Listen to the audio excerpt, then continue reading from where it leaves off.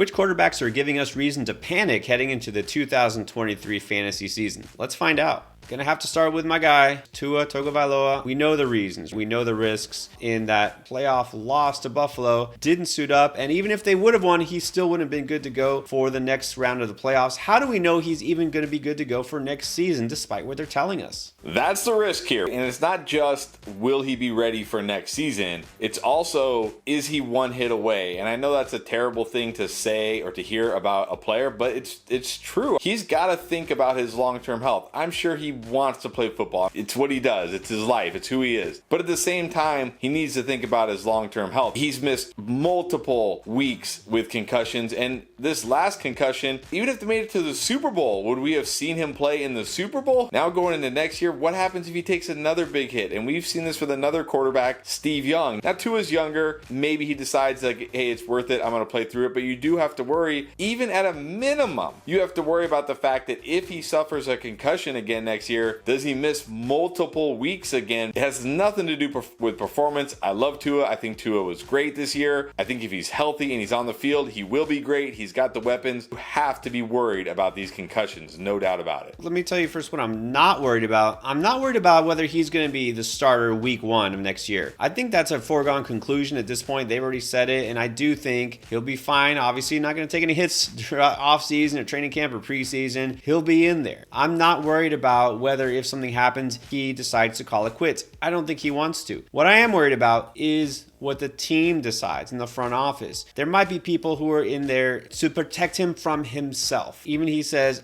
I want to be out there, cannot do this. Number one, for your own health and safety. Number two, the Dolphins have taken enough of a PR hit this last season that they cannot afford to have anything else happen, especially to him. And then I'm also a little worried about Stephen Ross, and that would be the owner. You might recall the Dolphins do not have a first-round pick in this year's draft because of tampering. They decided to get a little too cozy with guys like Tom Brady and Sean Payton, trying to get all these deals done. I think Ross still is going to go hard after Tom Brady and try to get him to be the quarterback. Will he do it? I don't know. It's very possible that there's a contingency plan in place just in case something happens to Tua. So there's enough reason for concern. It is not worth the risk. Hoping it turns out for the best for Tua, but I'm not holding my breath. Kyler Murray coming off major injury, ACL tear, also some meniscus damage in there. I mean, for a quarterback who relies so much on his legs, does this make him just totally undraftable? I don't think it makes him undraftable for me. It's going to come down to how many games does he miss early in the season. Even if he's back week 1, you do have to understand that he's probably going to have limited upside for a while because you can't expect him to come in and just run like he used to. And that was a big part of his fantasy value was his legs, his running. There's going to be a new coaching staff here. What kind of offense will they run? Will they run an offense that just wants him to stand in the pocket, go through his progressions, and make throws? Or are they going to run an offense that plays to his strengths, lets him run once he does get fully healthy with that knee, of course? So I do think it could be a slow start for Kyler Murray this year. I don't know if I'd necessarily want to draft him in a 1 QB league, but I do think we could see him towards the second half of the season and down the stretch get back to his form. But in a 1 QB league, I don't think he's a guy you necessarily should be targeting as an elite type of quarterback going into next year. Let me start with this. Coming into last season, 2022, the number of shares I had, and you know I do a lot of leagues, right? The amount of shares I had of Kyler Murray, give you a hint, it was a round number.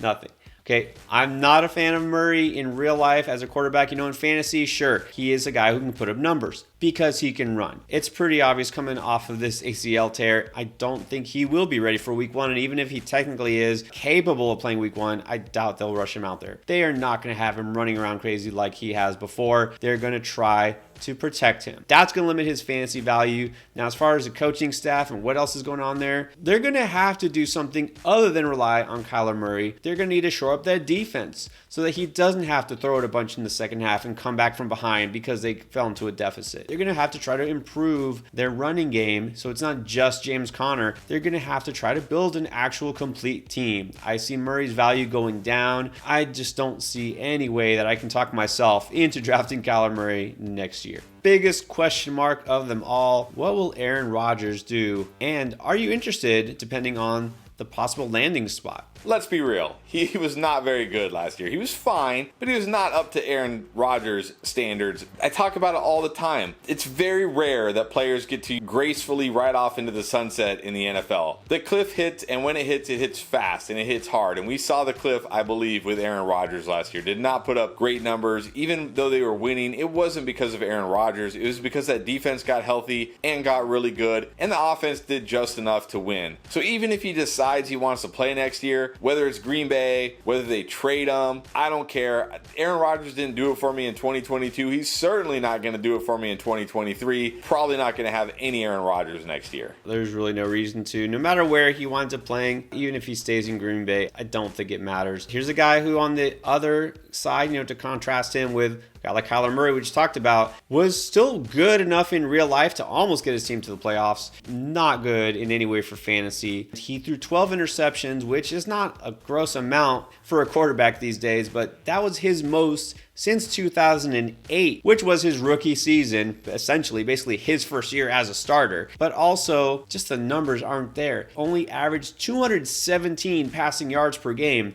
which was his lowest ever. And that is not hacking it at all for fantasy. And of course, the touchdown numbers aren't there either. This is a guy who has basically become like a game manager. I doubt he goes to any situation where he's just going to be a gunslinger now all of a sudden. There's no reason to have interest in Rodgers because he also doesn't have that rushing upside like a Kyler Murray or somebody else. So Rodgers is a guy who probably would be better off retiring, but even if he comes back, I'm not drafting him. So those are the quarterbacks we're worried about, but who are really high on heading to next season. Check out this video for our quarterbacks who are skyrocketing in fantasy value.